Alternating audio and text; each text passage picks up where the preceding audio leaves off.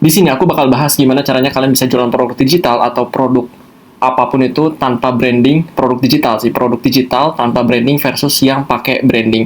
Dan itu udah pernah aku praktekin sendiri, kalian bisa cek di channelku, udah ada beberapa studi kasus yang kayak ngerubah sekian jadi sekian, hasil member, dapetin 100 juta pertama, itu macam-macam. Jadi ini bukti real, nggak cuma teori doang. Dan kita akan langsung to the point bahas personal branding versus non-branding. Karena ini banyak banget pertanyaan yang kalau misalnya pengen jualan produk digital tuh mesti punya branding atau enggak. Nah, jawabannya adalah kalau dua-duanya itu bisa, tapi dua-duanya itu punya cara main yang sendiri-sendiri. Kalau kalian punya branding, itu plus minusnya adalah butuh waktu numbuhin audiens, tapi salesnya bakalan lebih gampang. Karena kalau kalian punya branding, ya pasti numbuhin audiens itu kalian butuh konten dulu, dan itu bisa variasi waktunya. Ada yang kayak, saya pernah numbuhin follower 150.000 follower di bawah 2 bulan, itu akunnya masih ada, sekarang udah nggak kepake, jadi akun followernya udah turun ke 120.000 terakhir saya cek. Terus saya bikin akun lagi yang kedua itu, tumbuh 20.000 follower, kurang lebih nggak nyampe 3 bulan seingat saya, jadi variatif banget gitu. Tapi waktu misalnya udah tumbuh sekian audience, itu kalau kita jualin itu lebih gampang cuannya, pencatatan lebih gampang. Kalau non branding itu butuh duit dulu buat tes beberapa ide produk digital, karena kita nggak punya audience. Jadi kalau kita nggak punya audience, untuk kita tes produknya apakah akan laku atau enggak, caranya adalah dengan iklan meta ads. Nah, kalau kalian main meta ads, otomatis kalian butuh sedikit uang dulu untuk kalian punya jadiin modal iklannya. Dengan gitu kalian bisa tes mana produk yang kayak akan perform, akan laku, baru kalian fokusin ke produk tersebut gitu. Jadi misalnya kayak kalian riset ada 5 atau 10 produk digital idenya, terus kalian tes semuanya gitu. Nah, nanti kelihatan mana yang laku potensial, mana yang nggak laku. Yang nggak laku tinggal eliminasi aja, yang laku tinggal di scale up, difokusin. Gitu. Jadi bisa langsung pecah telur tanpa follower atau konten. Itu bisa bahkan lebih cepat daripada yang branding. Karena kalau misalnya nggak pakai branding, itu kan langsung main iklan. Jadi kayak satu hari mulai usaha hari ini ngiklan, besoknya bisa pecah telur, bisa gitu. Tapi kalau misalnya pakai branding, itu butuh waktu untuk kontennya dulu. Waktu jualannya baru bisa langsung pecah telur juga gitu. Tapi butuh waktu untuk ngumpulin followersnya. Entah di YouTube, TikTok, atau di Instagram, semuanya sama aja. Nah, kalau branding juga, cara kerjanya itu adalah cari kriteria konten yang winning. Jadi kalau saya usaha, saya selalu nyari kayak apa ya, nyari kayak SOP atau kriteria kesuksesannya gitu. Nah, kalau pakai branding, teman-teman, kriteria kesuksesannya adalah di kontennya yang winning. Karena konten itu adalah segalanya kalau di personal branding. Jadi kalau kalian personal branding konten, kalian fokus cari kriteria konten yang bisa winning, alias winning itu terjemahannya ada dua kalau saya, antara dia bisa numbuhin follower atau numbuhin salesnya, closingannya. Karena konten yang bisa closing dan yang bisa viral nambahin follower itu dua konten yang berbeda. Kalau misalnya kalian bisa bikin konten yang bisa viral, dapetin engagement, dapetin follower, plus dapetin closingan juga, itu bagus banget gitu. Itu tinggal dicatat aja, kok bisa konten yang ini kayak gitu. Tinggal dicatat kriterianya apa aja, sehingga kriteria itu bisa dibikin untuk konten selanjutnya.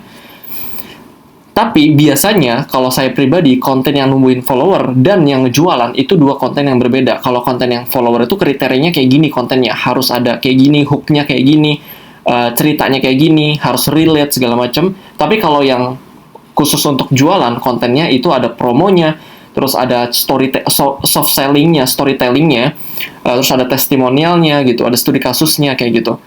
Nah, kemudian itu yang branding. Jadi kriterianya itu kita nyari kriterianya kontennya kayak gimana. Kalau non branding, kriterianya itu bukan di kontennya, karena kita nggak main konten kalau nggak pakai branding. Tapi kriterianya ada di produknya. Produk mana yang winning, dan kalau misalnya kita dapat produk yang winning, baru kita catat kriterianya tuh kayak gini. Sehingga kalau kita nyari produk berikutnya, waktu misalnya produk itu udah basi, udah mati, produk berikutnya itu kita bisa lebih gampang nyarinya, karena kita udah tahu kriteria produk yang win itu kayak gimana. Apakah produknya itu kriterianya nomor 1, ini kriteria bisa berapa aja nomornya. Misalnya nomor 1 kriterianya harus niche-nya niche apa gitu, topiknya topik apa, relationship kayak apa kayak, atau agama kayak gitu. Terus yang kedua itu misalnya formatnya harus kelas atau harus ebook gitu, harus template atau harus audio. Nah, yang ketiga itu misalnya kriterianya harus kayak harganya berkisaran 90.000 sampai 150.000 misalnya, yang cocok untuk main di non-branding. Nah, kemudian kriteria nomor 4, nomor 5 apa kayak gitu. Jadi yang dikumpulin itu kriterianya. Jadi kalau kita usaha itu kita selalu ngumpulin kriteria. Sama teman-teman usaha apapun, kayak misalnya usaha F&B gitu, misalnya gerobakan deh, paling simpel gerobakan di pinggir jalan, itu ada kriterianya. Kriteria tempatnya harus yang kayak gini, yang bebas preman, terus banyak pemotor lewat gitu.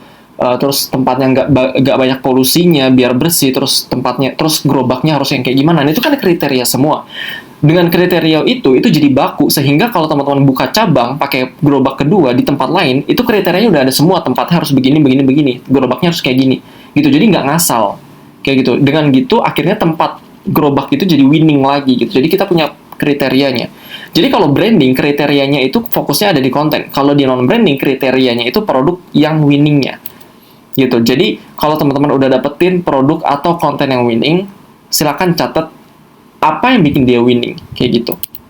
Tapi namanya kriteria itu pasti butuh trial error. Jadi kayak udah dirangkai nih, kriterianya seperti ini.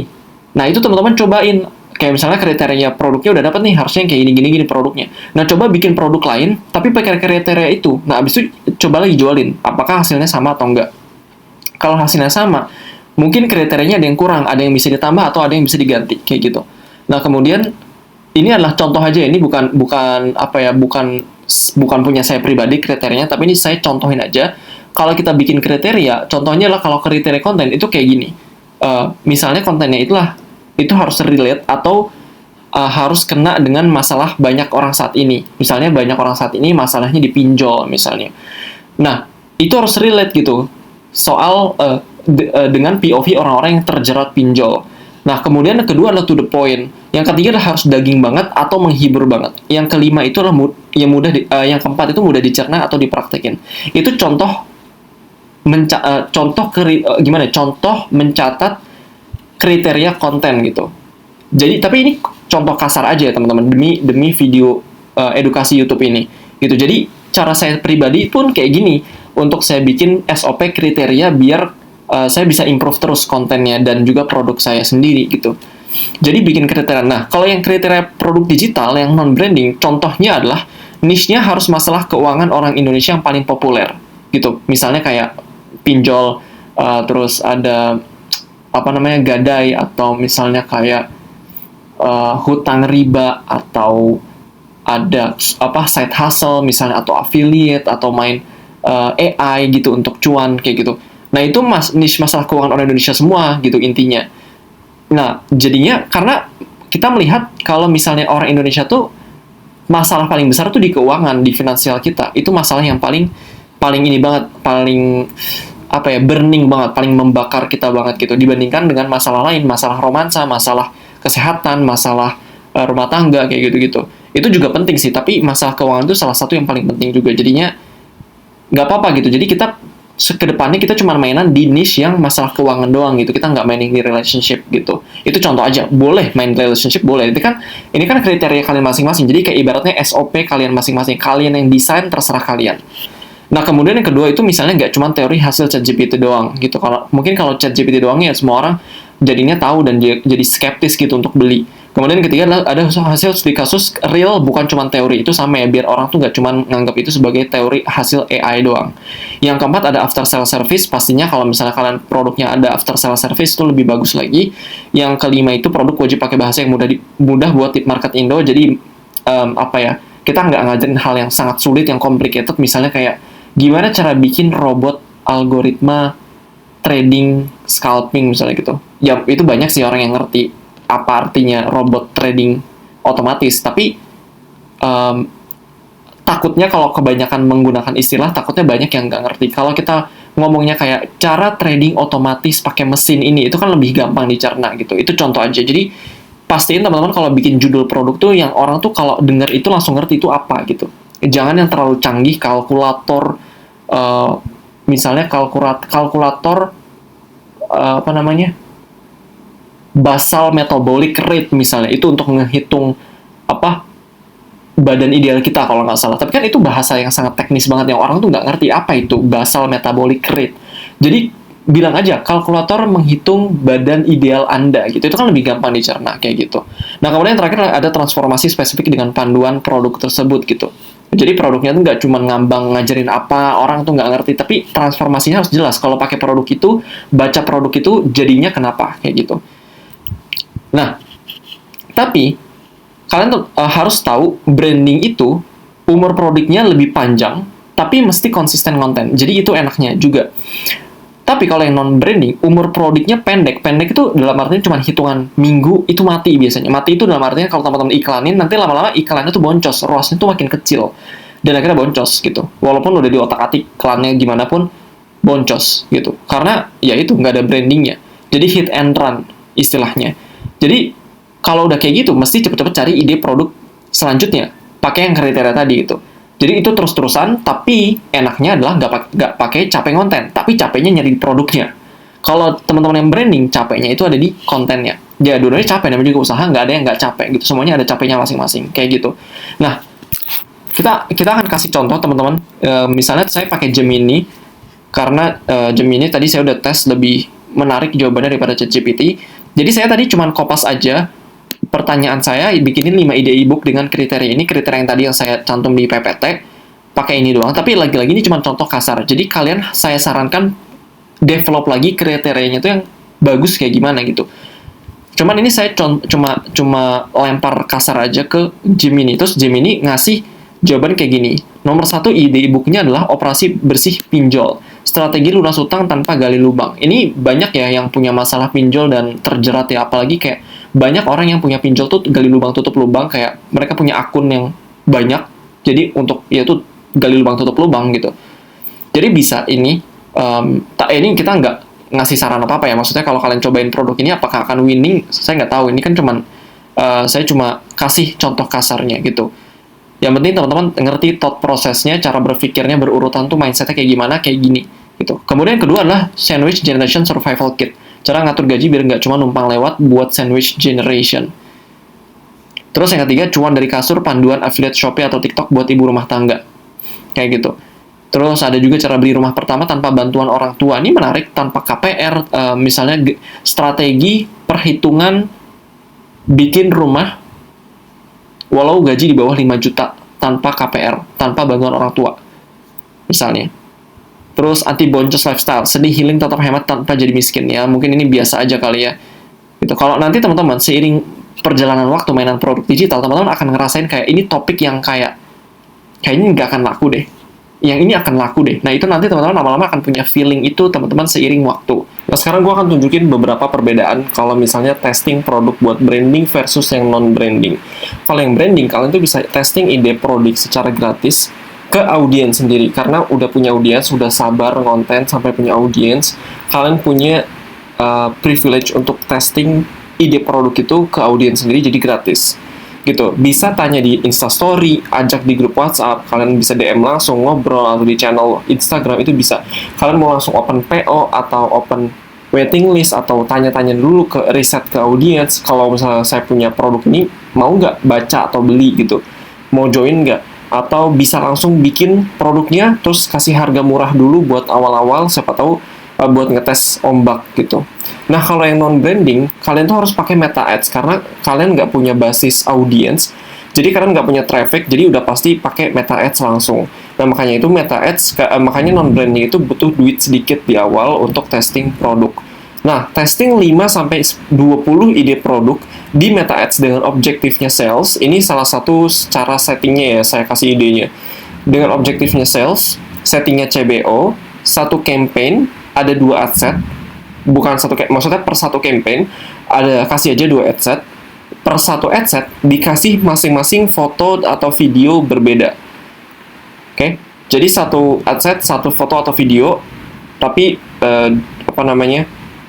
adset satu sama adset kedua iklannya beda. Oke. Kemudian satu campaign itu satu ide produk dengan budget per campaign 100.000. Jadi kalian bisa bikin 5-20 campaign, masing-masing budgetnya 100.000 sampai 200.000 boleh lah. Nah, landing page-nya kalian bisa pakai full form. Oh iya, buat testingnya tadi kalau misalnya kalian nggak bisa langsung kayak sebanyak itu budgetnya, kalian bisa cobain satu-satu dulu gitu. Misalnya testing 2 produk dulu, 2 produk lagi gitu, sesuai budget kalian, nggak masalah sama sekali. Cuman kalau misalnya kalian bisa testing lebih banyak sekaligus dalam satu waktu, itu lebih cepat lagi prosesnya, karena kan ya lebih cepat prosesnya, cuman ya butuh budget dalam satu waktu yang lebih besar gitu. Nah, landing page kalian bisa full form atau LPWA. LPWA itu adalah bukan pakai full form tapi ke WA closingnya, tapi dia tuh lewat landing page dulu tetap. Nah, kalau CTWA itu dari iklan langsung, kalau diklik iklannya langsung ke WhatsApp gitu. Kalau aku sih biasanya pakai yang full form atau LPWA minimal, tapi kalau CTWA saya nggak gitu suka, tapi boleh gitu. Nah, harga jual kalian bisa set di 99.000 sampai 150.000. Sebenarnya di atas itu boleh, tapi maksimum banget itu kayak 400, 300 sampai 400.000 gitu. Tapi kalau kalian mau yang lebih gampang, pasti 99 sama 150.000 itu lebih gampang dijualnya daripada 300-400.000 gitu. Nah, jika ad spend sudah 50.000 atau setengah harga jual tapi belum ada closing, matiin aja iklannya. Maksudnya adalah kalau misalnya, kan tadi budgetnya 100.000, kalau ad spend-nya udah 50.000-nya, belum ada penjualan, kalian bisa matiin. Atau setengah harga jual, misalnya harga jualnya itu di 150.000, berarti setengah harga jualnya itu 75.000 kan. Nah, kalau udah 75.000 belum ada penjualan, kalian bisa matiin. Kayak gitu. Matiin iklan, udah ganti produk. Kecuali kalau matiin iklan, terus kalian bisa ngeliat, ini kayaknya produknya potensial, tapi ada bolongnya di bagian sininya nih, kayaknya bisa dites lagi, nih itu boleh. Gitu. Nah, itu caranya saya testing buat branding versus yang non-branding. Oke? Semoga video ini membantu teman-teman. Ya, itu aja yang bisa saya share buat video kali ini. Kalau misalnya itu membantu, to the point dan daging, kalian bisa subscribe biar aku bisa lebih semangat lagi bikin video-video selanjutnya. Atau kalian bisa follow Instagram dan DM untuk business inquiry di Gusti Alfir 069. Kita ketemu di video-video berikutnya.